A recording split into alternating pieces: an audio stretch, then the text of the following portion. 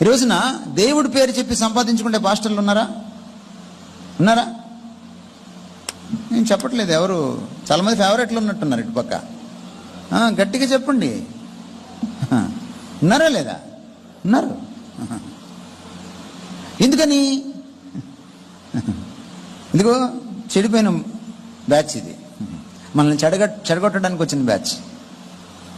ఎప్పుడైనా ఒక దైవజనుడు నిన్ను పదే పదే డబ్బులు అడుగుతున్నాడు అంటే వాడు ధనదాసే తప్ప యేసుదాస్ కాదు. మీరు అర్థం చేసుకోండి. నువ్వు ద మూమెంట్ యు బికమ్ ధన్దాస్ you cease to be Devdas. ఎప్పుడైతే నువ్వు ధనానికి దాసుడు అవుతావో మరుక్షణమే నువ్వు దైవదాసుడివి కాదు. You are not the servant of God.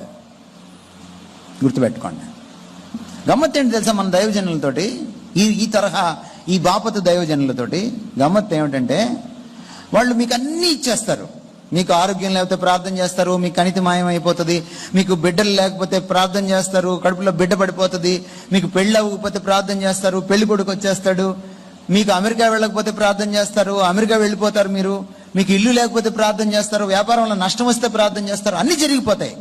కానీ వాళ్ళకి మాత్రం డబ్బులు మాత్రం దేవుడు ఇవ్వడు, మీరు ఇవ్వాలి. అదేంటో అక్కడ అద్భుతం జరగదు. వాళ్ళని ఎత్తిన కూడా చెయ్యి పెట్టుకొని ప్రార్థన చేసుకుంటే వచ్చేస్తాయిగా. మీరేమో పిచ్చి మొహాలు, అన్న ఈ పక్కన ఒకడు నాశనం అయిపోతున్న వాడికి ఒక 1000 రూపాయలు ఇవ్వరు, ఆయనకు మాత్రం 10,000 పంపిస్తారు. ఎందుకంటే 10,000 పంపిస్తేనే కదా ఆయన ఫోటో దిగుతాడు, లేకపోతే దిగడు కదా. అన్న క్రైస్తవ భక్తిలో అండి, క్రైస్తవ భక్తిని చెడగొట్టేది ఏంటి తెలుసా? స్వార్థం. నువ్వు స్వలాభాపేక్షతో భక్తి చేయడానికి వీల్లేదు. భక్తుల సంగతి కూడా మాట్లాడతా, పాస్టర్ల సంగతి పక్కన పెట్టండి, అయ్యవార్ల సంగతి పక్కన పెట్టండి, భక్తుల సంగతి కూడా మాట్లాడదాం. ఈరోజు మన భక్తులు ఎలా తయారయ్యారు? క్రైస్తవ భక్తులు దేవుడు ఏదైనా ఇస్తేనే వస్తారు.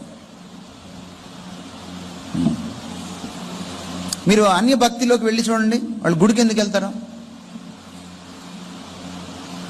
దేవుడు ఇది ఇస్తాడు అంటేనే వెళ్తారు వాళ్ళు.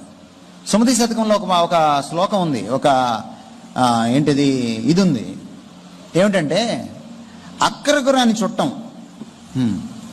యుద్ధంలో ముందుకెళ్ళినటువంటి గుర్రం, నీ కోరికలు తీర్చలేని దేవుడు, ఈ ముగ్గురిని వెంటనే పక్కన పెట్టాలరా అని ఉంది సుమతి శతకంలో. మనం రాయలే సుమతి శతకం, వాళ్ళే రాసుకున్నారు.